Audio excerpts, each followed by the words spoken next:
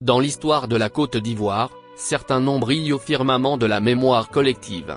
Mais d'autres, bien que cruciaux dans la lutte pour la liberté et la souveraineté, sont souvent relégués dans l'ombre. C'est le cas de Jean-Baptiste Moquet, un homme politique courageux, patriote engagé et victime d'une trahison historique. Aujourd'hui, nous redonnons la parole à ce héros oublié de la nation.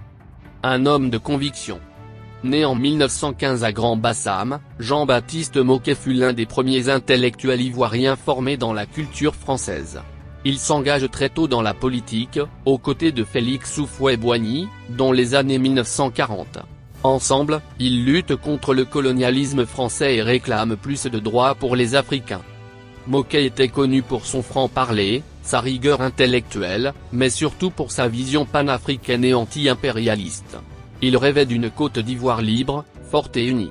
Il fut nommé vice-président du Conseil de gouvernement en 1957, devenant ainsi l'un des hommes les plus influents du pays. Le complot du chat noir. Mais en 1959, tout bascule. Jean-Baptiste Moquet est accusé d'avoir participé à un complot contre Houphouët-Boigny, appelé le complot du chat noir. On l'accuse d'avoir tenté de nuire au président à travers des pratiques occultes et de la sorcellerie. L'accusation, sans preuve solide, est largement perçue aujourd'hui comme une manœuvre politique pour écarter un rival. Moquet est exilé au Mali, loin de son pays, de sa famille, et de la politique.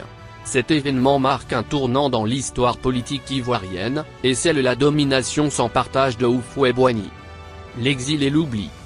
Durant son exil, Jean-Baptiste Moquet garde le silence, mais il continue d'écrire, de réfléchir, de dénoncer le néocolonialisme.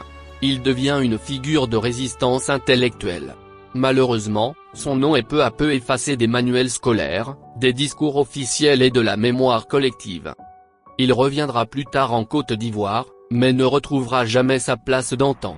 Il meurt en 1981, presque oublié de tous, sans reconnaissance nationale pour ses combats. Un héritage à réhabiliter.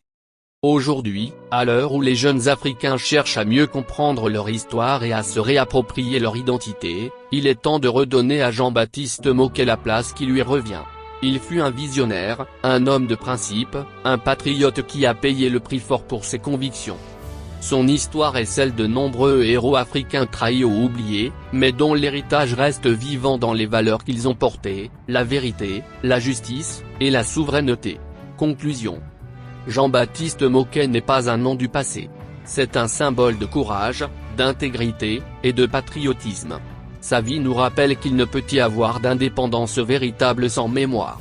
Alors aujourd'hui, parlons de lui, écrivons sur lui, et inspirons-nous de lui. Car l'Afrique a besoin de ses héros. Même ceux que l'histoire a tenté d'effacer.